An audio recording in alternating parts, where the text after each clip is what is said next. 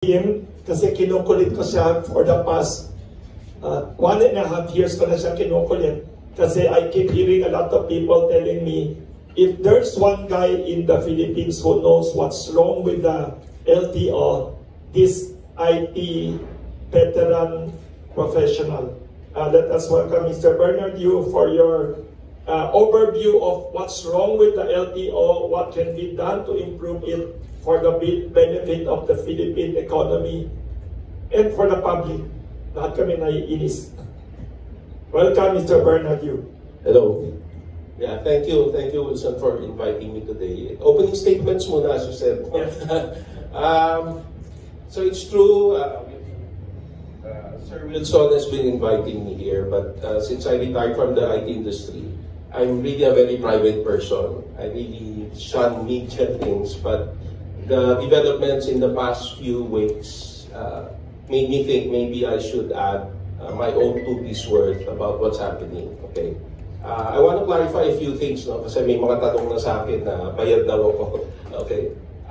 So sa experience ko, hinire ako ng LTO as their consultant, then as a Galvante, to help in the rollout of the new system they just signed up.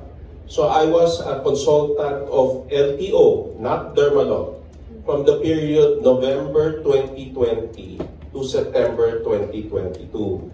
Na-extend yung term ko kasi as a Galvante wanted me to do a turnover to the new administration of the work that we just did. Okay? So let me repeat, I was a consultant of LTO, not of Dermalog. But in my role, I had to interact with Dermalog a lot, diba? Because it's project oversight. Okay. A year later, Dermalog contacted me and said, "Can you please work for us because we are having a hard time working with the new LTO management." So ako, siyempre, I would like to help because if it will help finish the project that I started, I'd like to do that. Okay. So I did join Dermalog as their consultant last October 2023. It ended in March of 2024. And the main reason, and I can speak clearly, is I could not work with the new LTO chief. Okay, and I'll explain why siguro when I do my presentation. Okay, and if you notice, can you mention who is the LTO chief? I think everybody knows who he is. No, I don't. Yes. Okay. Thank you. Okay. And siguro my last statement before I turn over to my friends. Okay. When I joined LTO, I had a few questions about some of their decisions. Diba? Bakit ganito, bakit ganito? But my role when I was hired was to implement LTMS. So I had to take aside, as a professional, do not let your personal feelings about things bigla what you're supposed to do. You're supposed to help as a Galvante roll out a 8 billion project for LTO. So I did the best of my ability to do that while I was a consultant. Okay. Today, we see an LTO chief who is not doing the same thing. He may have his personal views against Dermalog, but you're the head of the agency, right? Whether you like it or not, you are supposed to implement LTMS. That's your role. The government signed an 8 billion project, and your role as the head of the agency is to implement it at the best of your ability, no matter how personal you feel you are against it. That's your job. Okay? You should not let your personal feelings becloud what your job should be. Okay? And today, I will be presenting later the things I'm seeing at the LTO, hopefully to communicate to you. I am sure these things the new secretary does not know because he's been on the job. So my attempt today is to communicate to the good secretary and the president that these are the things that are happening at LTO. And you should be concerned. The spate of recent accidents is no accident. This is 2 years in the making. Vehicular accidents, yes, sa bus and cars. So I'll end with this statement. Secretary Dizon, I agree with your statement. He said that it's a broken system. You're right, but it's half of the problem. The other half is bad leadership. Okay, so that's really what you should be concerned with. Yes, LTO has been a broken system, but yet, in the 2 years I was at LTO, we made it work. Okay? The problem today is bad leadership. Okay, so let me end with that and transfer the microphone to Aida. Thank you very much. Yes, next for opening statement, we'd like to invite Ms. Aida C. Yubienko, Independent ICT Consultant, formerly Director ng MIS Service sa DICT, former Director ICT Service sa Department of Education, and many other affiliations in the IT industry of the Philippines. Over 40 years also of solid experience in various government organizations and private corporations. Please give us an overview of what's happening with the LTO, your assessment. Ms. Aida Yubienko. Yeah, thank you, Wilson. I'm Aida Yubienko, and as introduced by Wilson, I am now an independent ICT consultant, and because I am already retired from government. So yung last position ko sa government was as MIS Service Director of DICT. So in 2020, during the pandemic, ASEC, or the LTO chief, ASEC Delvante, asked the help of Secretary Honasan to assign somebody in LTO who will act as the project director for LTMS. So I was detailed to LTO from May 2020 to June 2022 when I was asked to return to the mother agency kasi bago ng administration. So ang na-assign sa akin ng LTMS. So I had to study what the LTMS is all about. I had to talk a lot to the people there who are implementing the system, and of course the provider of the system, Dermalog.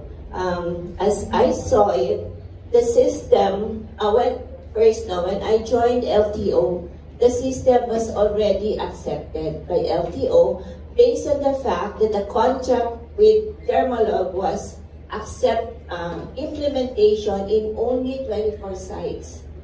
24 sites lang ng LTO. So natapos nila yon even during the pandemic, and they were paid for that. Although may delay, of course, and they had a lot of additional manpower to support the implementation. So when I was there, we are already in the phase of maintaining the system and rolling it out. Si Bernard ang in charge doon. Maintaining the system, meaning you do what is needed to improve the performance of the system. We all know that a system that is implemented initially is not perfect. No, there's no perfect system. So especially now in our world, changes are very fast. So we need to implement agile implementation, agile development. So when I was there, when I talked with Dermalog, who was the developer of the system, all the basic features of a system for driver's licenses, for motor vehicle inspection and registration, for law enforcement are all there. It's meron po tayong term ngayon sa IT, sa agile development, minimum viable product. So otherwise, kung piniperfect natin yung system, hindi na po ito mai-implement. Kasi ang bilis po ng changes. There were new laws that were enacted, maraming changes sa policies, so we had to implement agile development. And so that was my parang directive to the Dermalog, which actually they are already doing. As I said, they rolled out a minimum viable product in the 24 sites. And then and also because yun ang nasa original specifications. So as we go along in the implementation of the system, we see aspects that have to be enhanced. We have to we see additional features that have to be implemented. Pero all in all, the LTMS was a complete integrated system, a centralized database that was not implemented by the previous vendor. Ang vendor po natin before, ginagamit nila, yung database po natin ay hiwa-hiwalay. It's an old technology. It's a client-server technology. So each district office has its own database. So ang hirap gumawa ng mga reports, no, integrated reports, and also to have data analytics kasi hiwa-hiwalay. So ito yung sa Dermalog, the LTMS is the first system that would have this integrated database. Ang lahat po ng modules are seamlessly integrated. No or very minimal handoffs, no manual. No? And so actually yung hearing, LTMS hearing, after na nandun na ako, nasa DICT ako, tinanong ako ng isang congresswoman to comment on the LTMS. Sabi ko, it is, so far, in government, it is the first integrated system for core functionalities of an agency. So, maganda yung system. Of course, it's not perfect. But as I said, ang sistema naman, it should be enhanced as we go along. And very good na yung contract kasi merong 3 years maintenance agreement with Dermalog. No? So, 5 years maintenance agreement with Dermalog, and so, pwede nilang gawin itong mga enhancements na to. The additional enhancements, kung mag-it lang, walang fee yan, pero kung talagang total overhaul, like the 10-year DL, talagang malaking change yan. Yan, nagsisingle si Dermalog. So yun, no, it is a very good system. Until now, I believe that it is a very good system because it is the only system in government that caters to all the core functions of an agency na seamlessly integrated. Walang handoffs. And mula sa inspection, sa mga yung stakeholders, na driving schools, medical clinics, no, and inspection centers. So, I hope, I really, yung trabaho ko sa LTO, I really loved it. Because I knew that I was contributing to government. So I'm really sad at this point na hindi siya nagagamit at mukhang gustong itigil ang paggamit. Yun lang. Thank you very much. Thank you very much, Ms. Aida Yubienko, for your overview of what's happening with LTO, the problems, and what should be changed. Next to speak for opening statement si Mr. Rene S. Santiago, Transport Development Professional. Very innovative and also the same multidisciplinary background in independent transportation consultancy. Nasa urban transport planning si Mr. Rene Santiago, public-private partnership, project feasibility studies, and many other aspects and expertise niya. Let us welcome Transport Development Professional Rene S. Santiago to assess the problem with LTO now and what's happening. Thank you.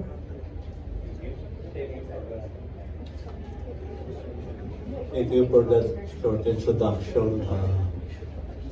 Let me begin by saying I'm the oldest person maybe knowledgeable about the issue. I'm 76 years old. LTO is something that I knew during the time of the first Marcos regime because I was working in government at that time with the Department of Transportation, Communication, and Public Works. At the time, it was called Ministry. And I was kind of assistant to the minister, where my assignment my special assignment is to track LTO. So I did a lot with LTO, which at that time was called the Board of Transportation, then Bureau of Land Transportation. The first computerization of LTO, I was a consultant of Secretary Dance at the time, the first Secretary of the Department of Transportation. Okay, so I know what happened. So I can claim as the person with the longest institutional memory on transportation in the Philippines. Not anybody inside the DOTR cannot say that much because most of them are new. The one that remains there are, who still knows me are very few. And some of you may have realized that in the last few weeks, I appeared in a number of TV, radio interview, Ted Pailon, and then Channel 7, Unang Hirit, and then another in some newspaper because of the EDSA rebuild, the NCAP. In the last 15 years, when there is a problem with transport and traffic, I always get interviewed by the media, not because I'm voluntary, simply because I seem to be the only one who can answer impartially and professionally the issues, and not necessarily favoring government, saying when it is wrong and when it is right. So, I don't know. With regards to LTO, so may unang computerization yan, that is with Amalgamated Philippines, which is connected to a religious organization, okay? And that's how they got the contract, which was the driver licensing.